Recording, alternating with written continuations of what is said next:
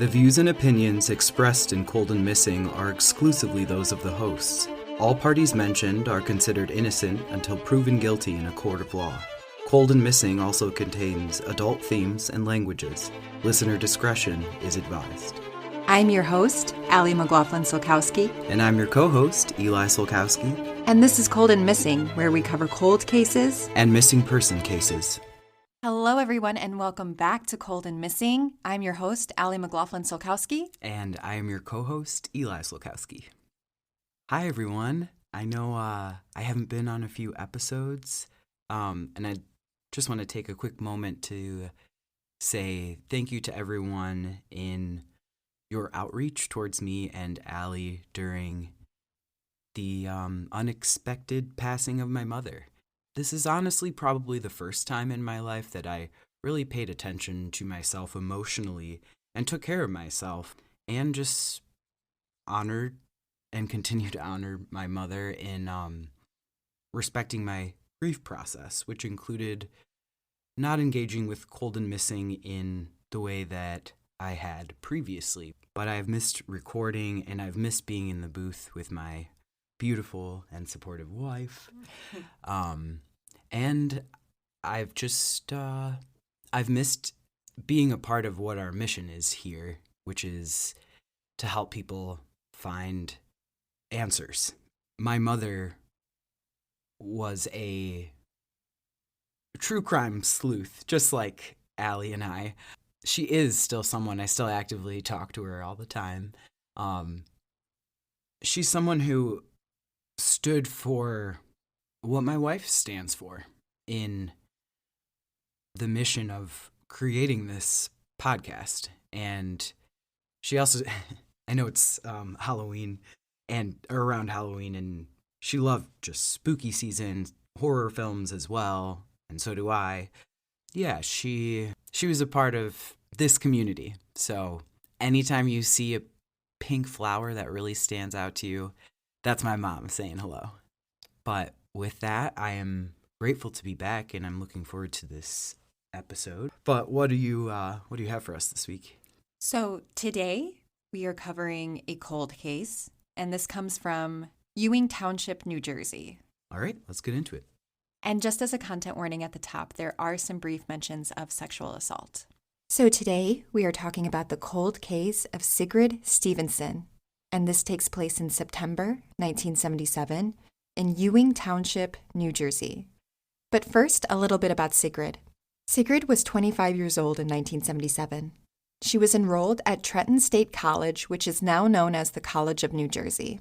There, she was pursuing her master's in music with hopes of one day becoming a teacher. Sigrid loved playing the piano. It was her passion, and so many memories of her friends from college involved her sitting at the piano bench. She was a fearless, free spirit. At this time in 1977, she had hitchhiked through Canada and New England as a summer trip, and she followed her own path. Sigrid loved playing the piano, so much that she often snuck into buildings and spent the night in them so she could play into the night and early in the morning. She was passionate and kind and marched to the beat of her own drum. And now a timeline of events. On Friday, September 2nd, 1977, Sigrid returns back to campus after her hitchhiking adventure across Canada and New England. According to reports at this time, she was renting a room from a college professor during the summer, but classes were set to start on Thursday after the Labor Day holiday, so she would have been moving back into her dorm on Tuesday or Wednesday. On Saturday, September 3rd, a friend of Sigrid said that they saw her at the movies about 15 miles from campus that afternoon. That evening, Sigrid headed over to Kendall Hall on campus to watch the final performance of the play J.B. And just as a side note, this is a play about the retelling of Job from the Bible. After the show, Sigrid chatted with some of the cast and crew in the basement dressing room. Sigrid told them that she was locked out of her rented room and had planned to spend the night in Kendall Hall to practice the piano. Again, this is something that she had done in the past. She planned to sleep in a practice room or under the stage. That night, while at Kendall Hall, Sigrid wrote in her journal that she kept hearing loud banging coming from the theater that was keeping her up. The cast and crew were tearing down the set from JB.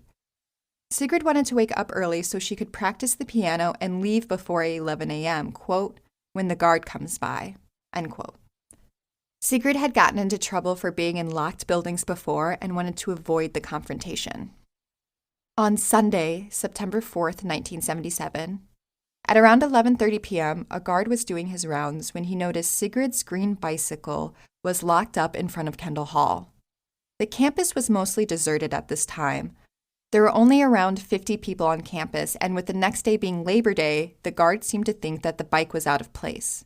So he unlocked Kendall Hall and went in to look around. That's when he makes the awful discovery of Sigrid's body. She was center stage in the theater, surrounded by a pool of blood. She was nude. Her jeans were found nearby, and her shirt was pulled up over her head. Her wrists had been tied behind her back, and she was covered up by a piano cover. Sigrid's feet were bare, and there were dirt and blood on the bottom of them. Sigrid was beaten so badly that she was unrecognizable. When her friends came to the police station to confirm her ID, they were only able to tell it was her by her hair. The attack was brutal, and blood was sprayed across the sheet of music on the piano that she had been practicing. In the theater, police found Sigrid's wallet with her driver's license, $7 in cash, and some traveler's checks. Police assume because she was found nude that she had been raped, but her autopsy will show that she was not. On Monday, September 5th, the Mercer County Medical Examiner, Dr. Ahmed, determines that Sigrid was beaten to death with a blunt object and had died as a result of blood clots and a severe loss of blood. Sigrid had 15 deep scalp wounds which fractured her skull and face. Her nose was broken, and so were 2 of her ribs. She also had bruises on her chest and elbow. Police are back on the college campus and searching Kendall Hall. They find Sigrid's backpack in a different part of the hall, and inside was her journal. She had recently wrote about how she was out of practice and her fingers were stiff. Police began to question the cast of JB, which was around 16 people. One member of the play mentioned to police that they had seen Sigrid playing the piano in Kendall Hall over the summer. He was surprised to see her since the building was always locked and the theater company had to find someone with a key to unlock it for them. I did read reports that there was a door on Kendall Hall that if you pulled with enough force would open even if it was locked. Police didn't notice any signs of forced entry at Kendall Hall. Tuesday, September 6th, police have no firm leads on who would kill Sigrid and beg the public to come forward with any information that they might have. Police refuse to say what time they believe that she was killed. Personally, I think she was killed Sunday morning based off of her journal entry. Also, since she was killed on stage next to the piano she was playing, and she had plans to play in the morning, but again, nothing is confirmed by police. Police also don't have the murder weapon, but they theorize that either the killer brought something in and carried it back out, or that a 2x4 was used. A 2x4 was used to prop the piano that Sigrid was playing when she was attacked, and it was missing after the murder. Police continue to question the cast. One member of the cast, Sidney Porcelain, was a well-known psychic in New Jersey. He had helped police on prior cases and offered to help here.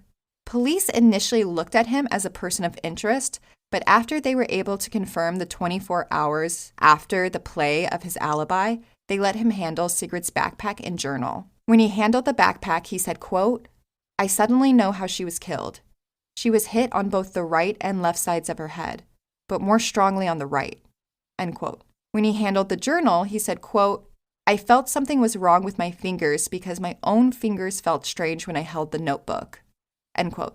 Sigrid did write that her fingers were stiff, as mentioned earlier, but police say that Sidney did not open or read the journal at all. On Wednesday, September 7th, as more and more students return to campus for the start of the school year, Sigrid's friends are questioned by police as well.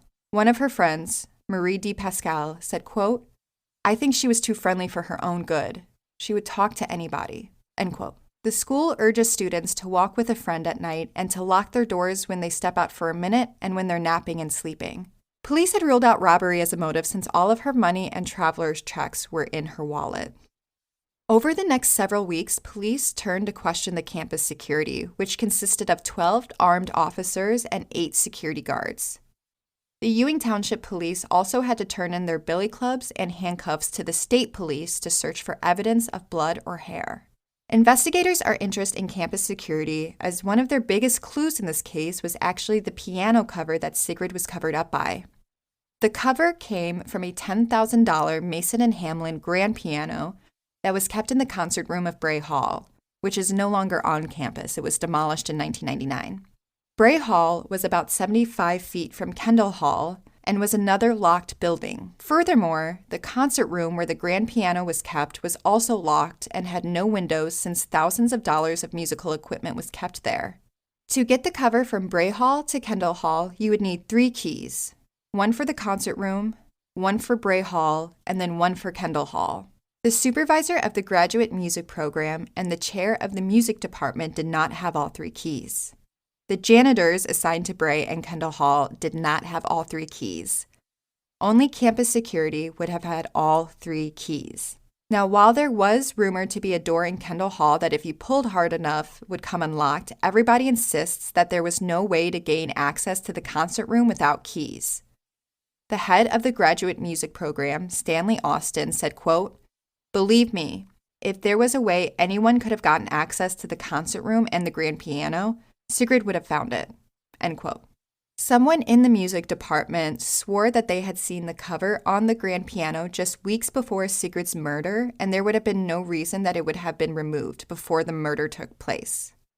Someone in the music department swore that they had seen the cover on the grand piano just weeks before Sigrid's murder, and there would be no reason that it would have been moved before the murder took place.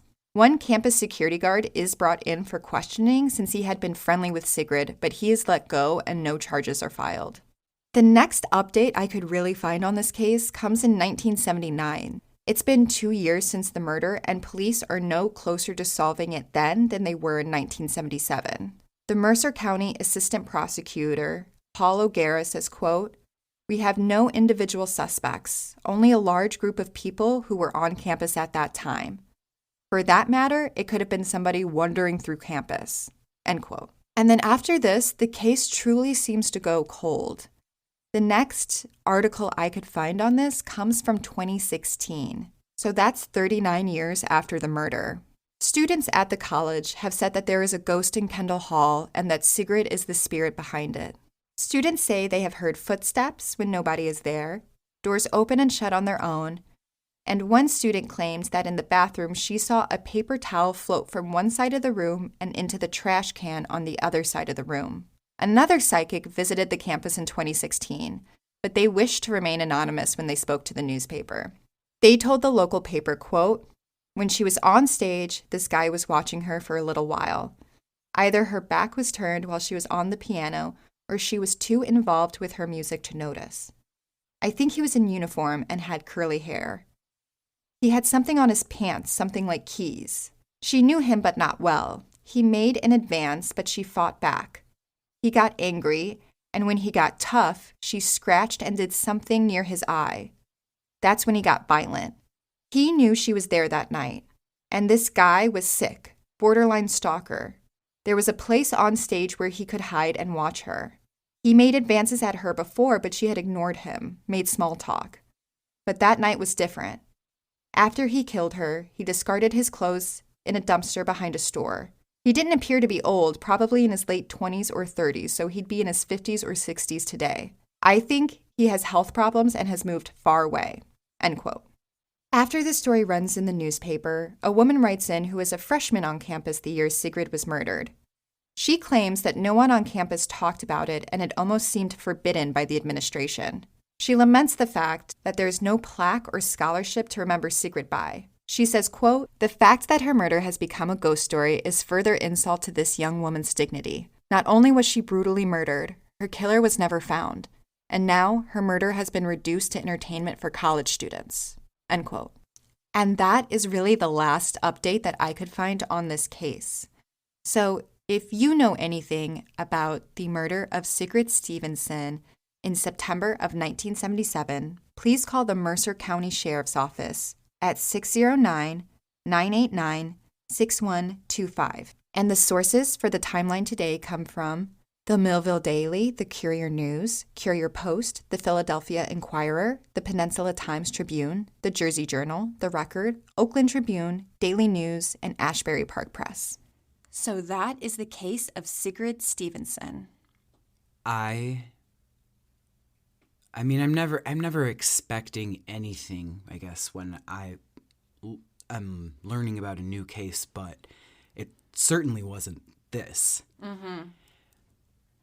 And my first reaction, honestly, is that it was just major echoes of the 70s and women's bodies, lives, names, history, experiences were just discarded in such a careless way.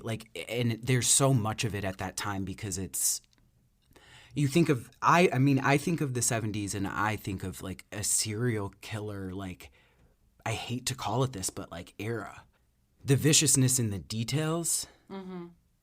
And then, I'm not even going to say like lack of follow through, the failure of follow through. It's, one, just like unacceptable. Mm-hmm. That I'm so glad that you brought this case to us. I'm really sad that I didn't know about it until now, but yeah, my first reaction is like I'm disgusted. I'm like amped up and super angry about this. Totally. And I don't know if you had this experience, but I know it's something that I had when I was researching it. But it's like I knew a bunch of Sigrids in college. I studied theater, and our theater building and the music department, like they all shared, a building where all our classes were, where the theaters were. And I knew people who would sleep in the building to like get extra practice or to stay up late and work on something. I used to sleep in the theater green room. Like I bought a blanket and a pillow to keep down there because I would nap down there so often. So this to me was like, I know so many people like Sigrid. And I myself like saw myself kind of reflected in her of just like being so passionate about what you're studying and like eating, sleeping, breathing the piano. Like I don't play the piano, but that's how I felt about theater when I was in college. And it's disgusting to me to think of like that theater space where it is so vulnerable. Like, like you're moving through your college years, you're practicing this vulnerability on stage, and playing music can be a very vulnerable experience. And there she was, probably playing barefoot the piano since she was found without her shoes on. And she was attacked. And like center stage, like it's like almost theatrical in like how it all happened. And I just really deeply felt for Sigrid in this case. It was just so astonishing to me that this could happen. Yes, I hear you because I too, same thing. Mm-hmm. But like those little rooms, and my second reaction was, how dare you? Like you like ripped someone from their moment of like what sounds like to me like her vocation, like prayer. Mm-hmm. To me, my question is more directly for you is, who do you think did it? And I know you believe that it was someone who knew her, knew the building, knew the space, because that's the only way. And I know it was like Labor Day weekend, but that campus was empty. Mm-hmm. Someone had to know, and I have some opinions, but...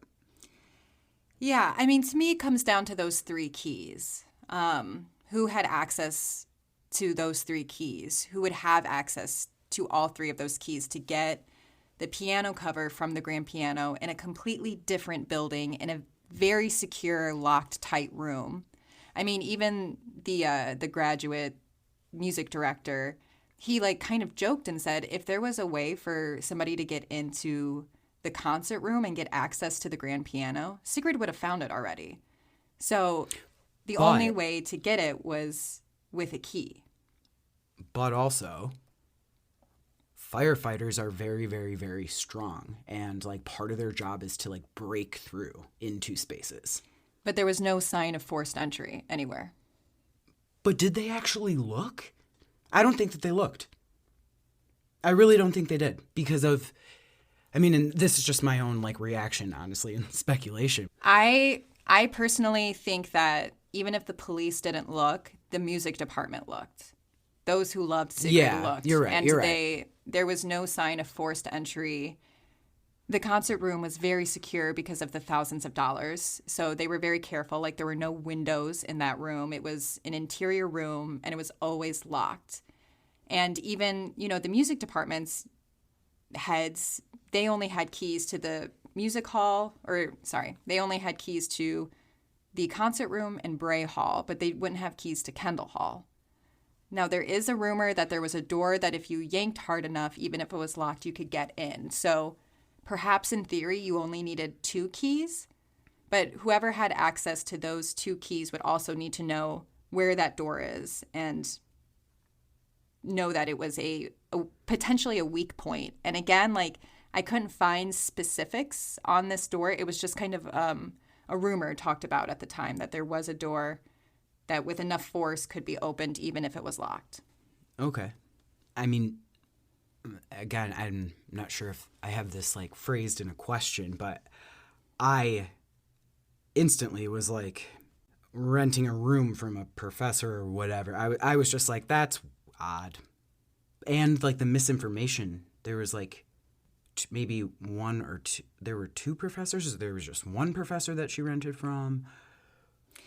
Yeah, so in 1977, the newspaper report said that she was renting a room from a professor, which I know you find strange. I don't find that strange because I was very close with a lot of my theater professors, and I could see myself if I needed to in the summertime being hey, can I rent a room from you? That makes sense to me in some aspects. Honestly, I think it depends on I hate that it plays a factor here, but age and, partner status, and if the person had kids or, I don't know anything about those individuals. So what I immediately thought was the professor or not, cool with kids or not, that's a creepy old man thing to do. That's the first thing that I thought. I was that's creepy. Mm-hmm. And I think that's fair. But again, I could also have seen myself in college doing that. Yeah, same for me. I mean, I was very close with my advisor. I'm just saying the possibility of it being a skeevy thing is real. Yeah, but she was also staying there all summer, and she had been hitchhiking around, so she had been in and out. I'm not sure why she was locked out of a room that she was renting. That was the part that was strange to me. Why couldn't she get back in?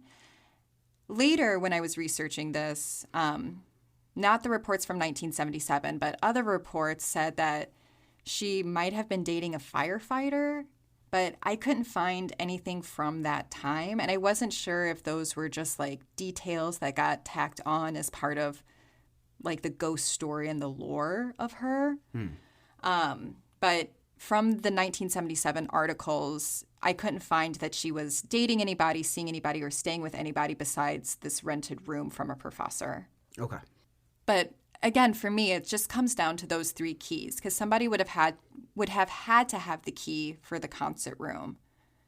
So that's where I would start if I was investigating it. I would start with whoever had those keys and work my way out from there. Yeah, the fact that this is not solved is, again, I mean, maybe I'm this, it's unacceptable. Mm-hmm. How? Oh, man. And there were only around 50 people on campus when the murder took place.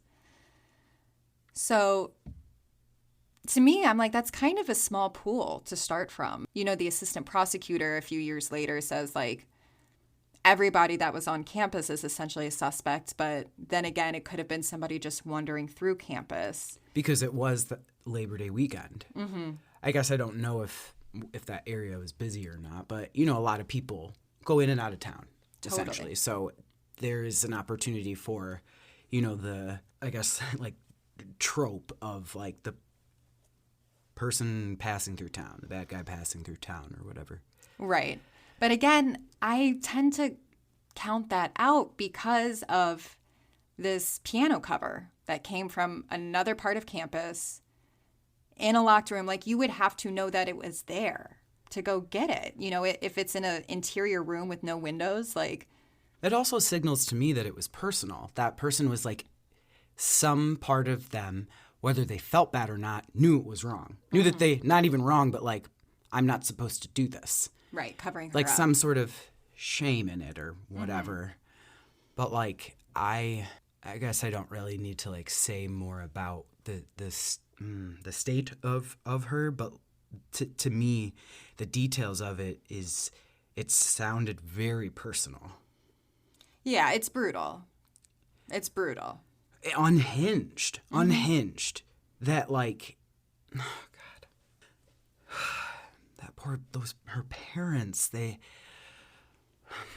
Yeah, and, you know, her parents at this time are in California, so they are completely across the country while she's out here. They have both passed, yes, right? Yeah, like, died without answers.